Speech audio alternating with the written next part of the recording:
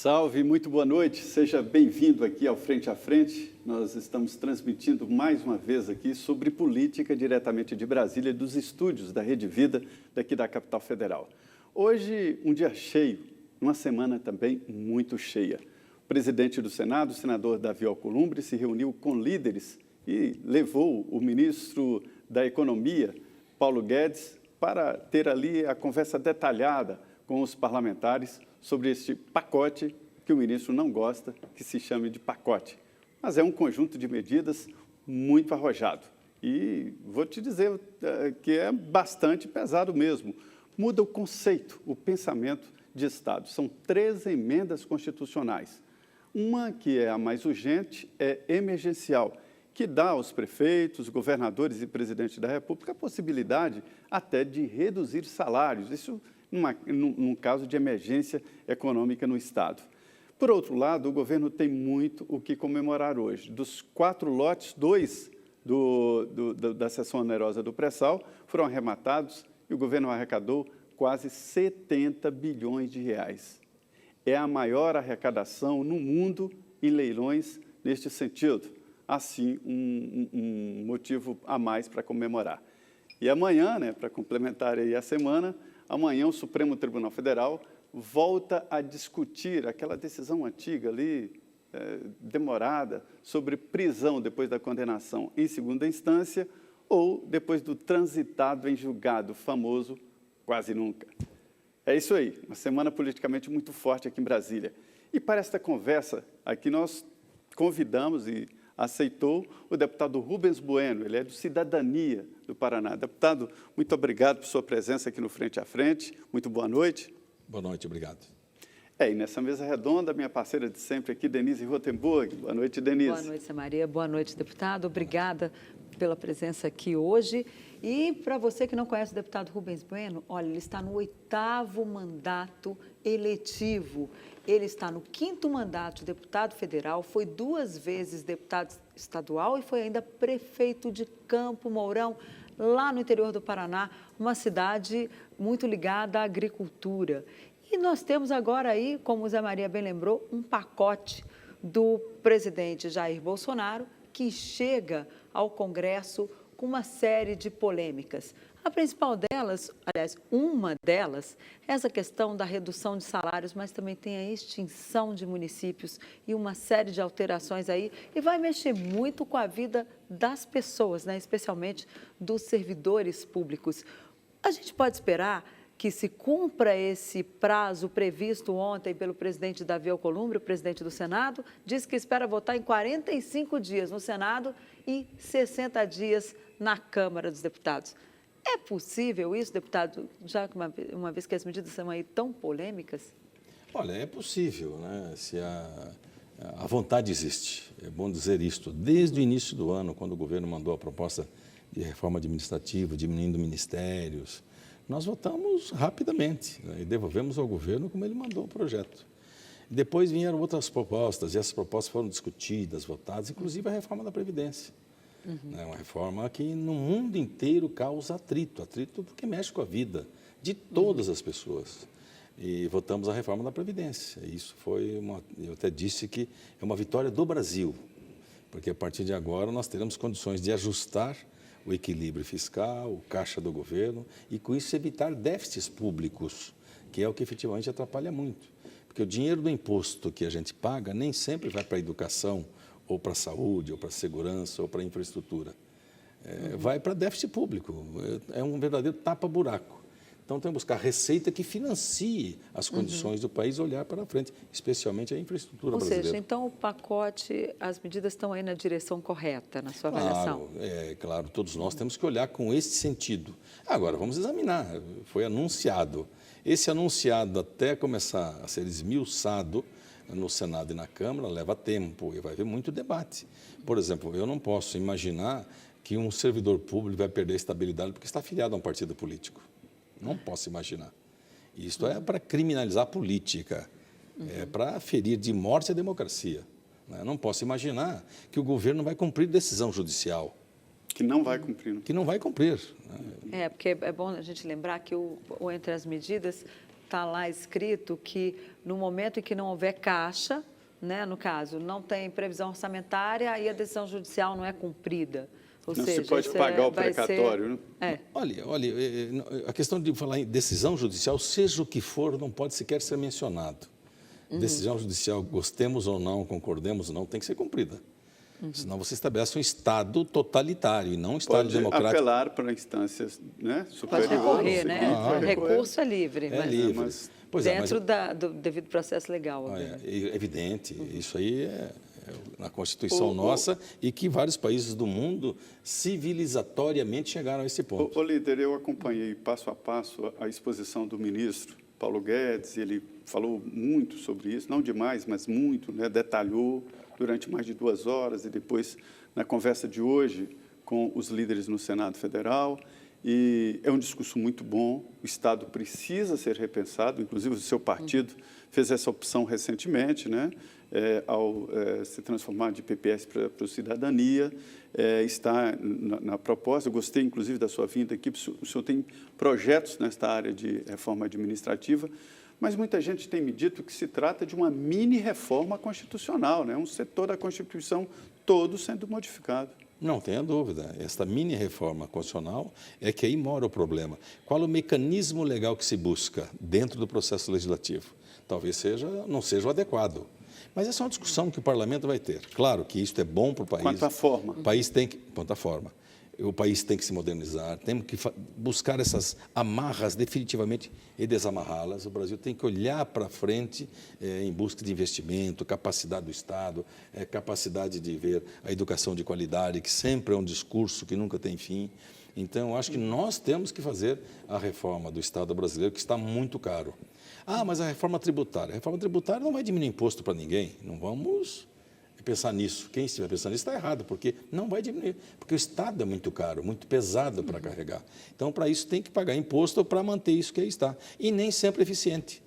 Olha, quando você paga imposto... Eu não entendi, mas o senhor acha mesmo que trata-se de uma mini-reforma constitucional? Sim, trata. Foi o que eu disse. Nem sei se sempre é esta forma, vai ser esse um instrumento adequado. Um pacote de 13 emendas de uma só vez? De uma só vez. Então, tem que discutir lá, nas comissões, com a cabeça da Constituição brasileira, e das cláusulas pétreas, temos que olhar com cuidado. Mas, de qualquer maneira, é bom, é um passo bom até para iniciar o debate. O Estado brasileiro não pode continuar do tamanho que está.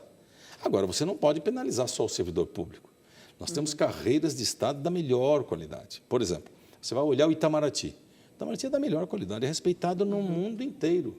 Eu me sinto orgulhoso de ser brasileiro e, quando viajo pelo exterior, ouvir do mundo inteiro que nossos profissionais... Uma formação perfeita durante muito tempo. Muito tempo, e estão com esse objetivo, com profissionais de carreira de Estado mesmo. Mas não é só o Itamaraty, outros setores. Você vai na Receita, na Receita Federal, Banco Central, o próprio Ministério Público. planejamento, você vai... Ministério Público, Justiça, deve muito ao Brasil, ao Brasil, por sua morosidade e por sua incapacidade de dar resposta adequada e em tempo para a sociedade brasileira. Mas, de qualquer maneira, nós temos que avançar por aí também.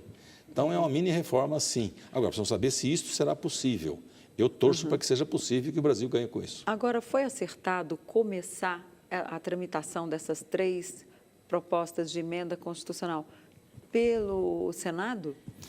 Pelo que eu soube aí, informações da Câmara, é de que alguns líderes, ex-líderes, um pouquinho às vezes aí com problemas até na Justiça, eles buscaram vamos dizer, protagonismo do Senado para tentar até tirar notícia ruim do dia a dia. E lá levaram essas PECs para poder começar no Senado. Não vejo nada de errado, mas deveria ser melhor tratado. A política é de você ter uma articulação adequada para saber, olha, começa lá, começa aqui, que nós vamos trabalhar juntos para que, quando chegando na outra casa, isso já esteja acelerado. Ou seja, podia ter entrado, então, uma PEC em cada casa, no caso? Poderia, não, mesmo que fosse numa casa só, mas que fosse de forma articulada. E não foi? E não, pelo que parece, não foi. É preciso explicar, porque a iniciativa de uma emenda à Constituição, ela é, evidentemente, de um deputado, de um senador, acompanhado de um terço, né, um terço das assinaturas na Câmara ou Senado. Se for senador, aí a proposta de emenda começa no Senado. Se for na Câmara também, é possível também apresentar uma emenda à Constituição com a maioria das assembleias, isso aprovando cada uma das assembleias, o que é muito complicado. E pela Presidência da República. Essas 3 emendas constitucionais são apresentadas pelo presidente Jair Bolsonaro, só que, e não me lembro disso ter acontecido antes, elas vão entrar com assinaturas de senadores para que sejam iniciadas no Senado Federal. Pela autoria ser de senador, por isso começar lá. E o senador não é o autor, vai só assinar. Se fosse a autoria de presidente da República, teria que começar pela Câmara dos Deputados. Exatamente. Por isso que os senadores, lá os líderes do governo, vão assinar essas emendas e apresentar como se as propostas fossem deles para começar no Senado. É um jeitinho que acaba irritando aí, né, o presidente da Câmara. E para que o jeitinho? Qual é a necessidade disso? Foi uma provocação, Rodrigo Maia? O senhor acha que foi? Isso? Eu sempre pergunto, para que isso? Hoje ainda falei na nossa Comissão de Relações Exteriores, né, provocação lá, uma moção de repúdio ao presidente eleito da Argentina. Não basta as provocações que já existem, e desgastando. Quem apresentou foi Eduardo Bolsonaro? Não, outras figuras lá que apresentaram lá. E, sabe, desgastante. Eu falei, qual é a necessidade disto? Ao invés de nós pisarmos no freio, melhorar a nossa relação com a Argentina, que é um dos 4 maiores parceiros econômicos do Brasil, de repente, nós estamos arrumando uma animosidade a troco de nada, em prejuízo do país. Em prejuízo do país. Deputado, não se gasta muita energia em confronto do que resolvendo os problemas que o país realmente precisa atacar de frente? Tanta energia que nós estamos discutindo aqui, uma coisa absolutamente desnecessária. Né? Nós temos que ter relação internacional da melhor forma, não é agredindo a Bachelet no Chile, ou a Kirchner na Argentina, ou a esposa do Macron na França. O caminho não é esse. O caminho é olhar para o mundo como algo que é um grande parceiro, que tem relações comerciais fortíssimas e cujos mercados foram anos trabalhados para poder obter a presença do Brasil. De repente, numa bobagem qualquer, você perde esse mercado e depois retoma durante anos para tentar voltar à estaca zero. Mas voltando aqui ao pacote, vamos detalhar aqui por partes. Esse pacote, essas 3 emendas, elas vêm através de um diagnóstico real, de que o Estado se transformou num canibal, arrecada para se pagar, e o cidadão que se dane com seus problemas, né? Quer dizer, vai chegar um ponto que mesmo arrecadando não vai dar para pagar a folha de pagamento e aposentados. Isso aí é o diagnóstico. Aí vem a cura, né? Primeiro ponto, essa história da emergência fiscal. O Estado, o município ou a União reduzir a carga, a jornada de trabalho e reduzir os salários. Se você for olhar os estados brasileiros, você vai ver que a metade deles já estão endividados acima de 95% com custeio. Se você for olhar nisso... Manutenção da própria máquina. Da própria máquina. Se você for, muito, né? É muito. Então, se mais da metade estará já dentro desse estado de emergência. Da PEC emergencial. Todos os estados vão entrar? Vão entrar, porque é muito grave a situação. Salvo um outro estado brasileiro que fez um trabalho de longo tempo, mantém isso a duras penas, é verdade, mas vai se controlando. Tentação muito forte. A questão do equilíbrio fiscal é uma cultura que o mundo desenvolvido coloca isso desde a escola. As pessoas aprendem que isso tem que ser feito, não precisa de lei. Não podem gastar mais do que arrecadam, né? Pronto. Mesmo o que tem vale que ter para a lei família, para isso, tem que ter o que vale para as famílias vale para também o orçamento para o Estado. doméstico. O que vale para o orçamento doméstico vale para qualquer um, inclusive uma empresa. Se a empresa gastar mais do que fatura, vai quebrar.